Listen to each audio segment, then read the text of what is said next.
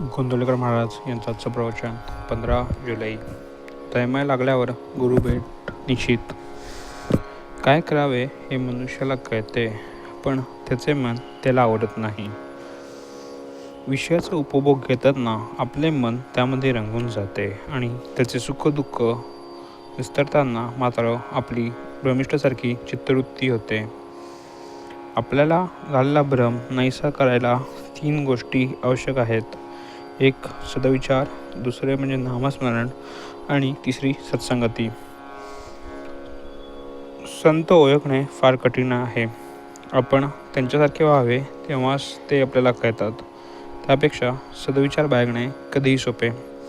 भगवंताचा विचार तोच सुविचार होय. भगवंताच्या कथा ऐकाव्यात, त्याच्या लीलांचे वर्णन करावे, त्याच्या वर्णनाचे ग्रंथ वाचावेत, पण ह्यापेक्षा आपल्याजवळ नेहमी राहणारे असे त्याचे नाम घ्यावे. तुम्ही नेहमी नाम घेत गेलात तर तुम्हाला संत शोधत जाण्याची जरूर न पडता संतच अगदी हिमालयातले संत तुम्हाला रुंडीत येऊन तुमचे काम करतील. अहो, खडीसाखर ठेवली की मुगांना आमंत्रण करायला नको. तुम्ही म्हणाल आम्हाला ते करता येत नाही, पण आपण आपल्या मुलाला शाळेत घालतो आणि तो न शिकला किंवा त्याला अभ्यास येत नसला तर पुन्हा त्याच वर्गात त्याला आपण बळजबरीने ठेवतोच की नाही. त्याला एक विद्या आली नाही तर दुसरी कोणती येईल ती शिकवतोच की नाही.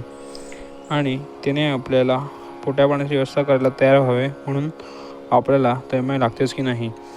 तशी परमेश्वर मिळावा म्हणून आपल्याला तैमाय लागली आहे का? तशी तैमाय लागली म्हणजे तुमचा गुरु प्रत्यक्ष जमिनीतून वर येईल. तो सारखा तुमच्याकरता वाट पाहत असतो. आई मुलाची फार एक जन्मापर्यंत म्हणजे देह आहे तोपर्यंतच काळजी करेल, पण गुरु हा जन्मोजन्मी तुमची काळजी घ्यायला तयार आहे. त्याला देह नसतो तरी तो नाही असे समजू नका.